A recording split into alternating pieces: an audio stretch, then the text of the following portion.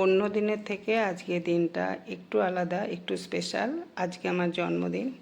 জন্মদিনের দিন সকালে ব্রেকফাস্টে ছিল লুচি, সাদা আলুর তরকারি আর গোলাপজাম। যেহেতু আমার ছেলে এখন কাজের সূত্রে ব্যাঙ্গালোরে থাকে, সেই জন্য খুব বেশি আয়োজন করিনি। ও খেতে খুব ভালোবাসে, কিন্তু আমরা নিজেদের দুজনের জন্য যা যা করেছি সেটা তোমাদের শেয়ার করছি। এখানে দেখো পোলাও, বেগুন ভাজা, কুমড়ো ভাজা, পনির, খাসির মাংস, মাছের কালিয়া আর স্যালাড আছে, পায়েস আছে, সন্দেশ আছে।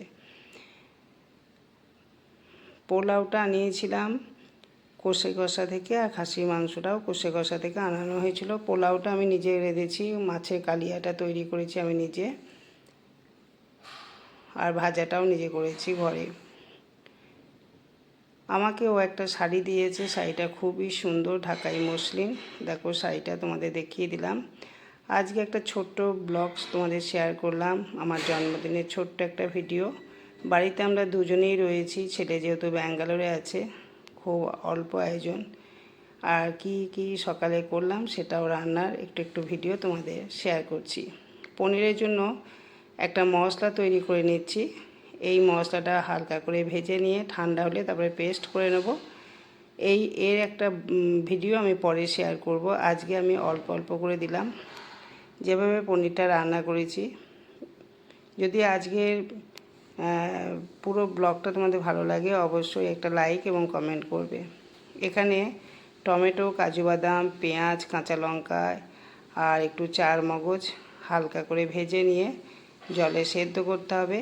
তারপরে এটা ঠান্ডা হয়ে গেলে মিক্সিতে পেস্ট করে নেব। এই মশলাটা দিয়ে পনির তৈরি করলে পনিরের রেসিপিটা একদমই অন্যরকম হবে। তারপরে পনিরটাকে হালকা কাশ্মীরি লঙ্কা গুঁড়ো অল্প একটু ছড়িয়ে সামান্য নুন দিয়ে পনিরটাকে ভেজে নিতে হবে। আর পনিরটা এরকম লম্বা লম্বা করে কেটে নিয়েছি। আর পনিরটা ভাজতে ভাজতে মশলাটাও ঠান্ডা হয়ে গেছে, এটাও তখন পেস্ট করে নেব। পনিরের পুরো ভিডিওটা আমি তোমাদের দিলাম না। দেখো পনিরটা রেডি হয়ে গেছে। এরপরে কাতলা মাছের কালিয়াটা তৈরি করছি। দেখো কাতলা মাছের কালিয়াটাও রেডি করে নিয়েছি, পায়েস করছি। আর সকালবেলায় ব্রেকফাস্টে লুচি, সাদা আলুর তরকারি আমি করেছি।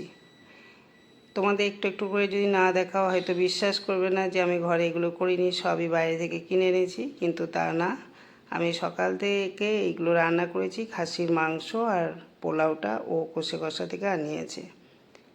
টাটা।